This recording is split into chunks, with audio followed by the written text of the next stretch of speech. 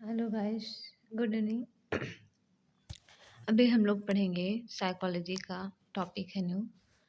Basic psychology जो हमारा channel है उसका नाम है। साइकोलॉजी के बारे में हम लोग पढ़ेंगे। आज हम लोग देखेंगे कि साइकोलॉजी का स्वरूप क्या है, यानी नेचर ऑफ साइकोलॉजी क्या है।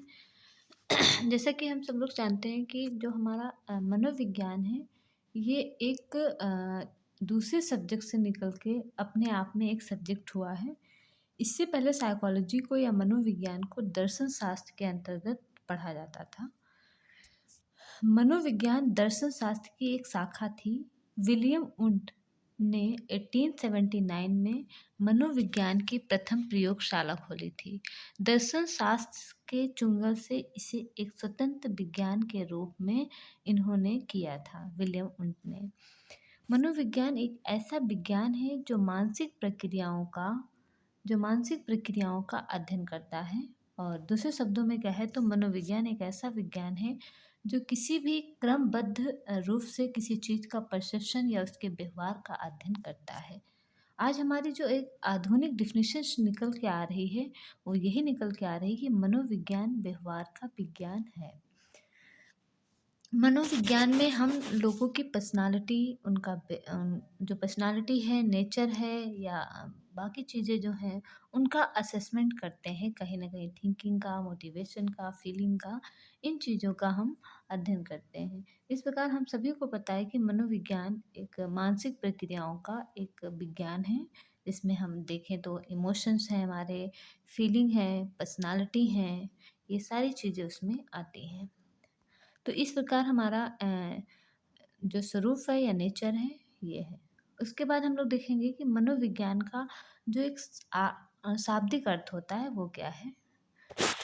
मनोविज्ञान जो हमारा है, मनोविज्ञान शब्द का जो शाब्दिक अर्थ है वो मन का विज्ञान है। जैसा कि हम लोग नाम से जानते हैं, मनोविज्ञान यानी मन का विज्ञान। अंग्रेजी में इसे साइकोलॉजी कहते हैं, जैसे PSYCHOLOGY कहते हैं।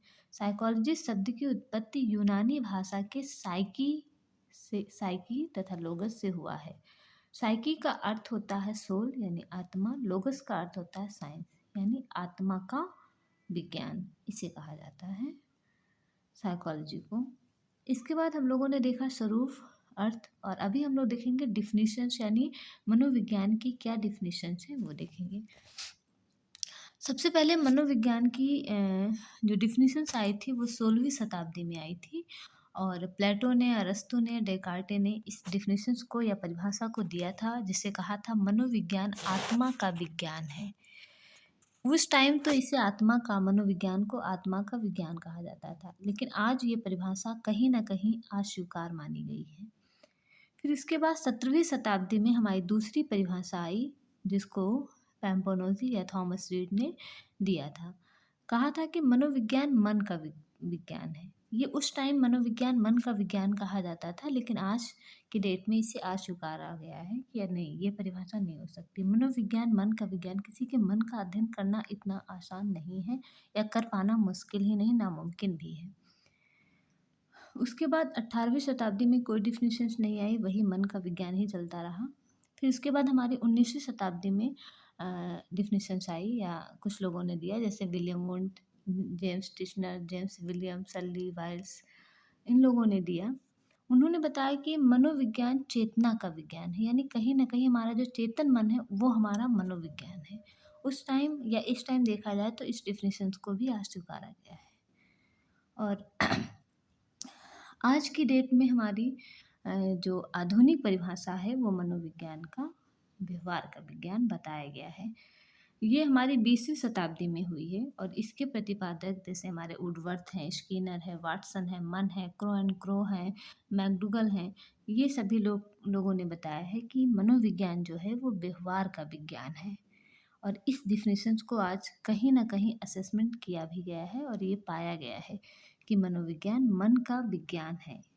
क्योंकि हम लोगों की पर्सनालिटी, उनका बिहेवियर जो होता है, हमारा नेचर होता है, उनके बारे में पता लगा सकते हैं, ना कि किसी के मन, चेतना या आत्मा का असेसमेंट कर सकते हैं।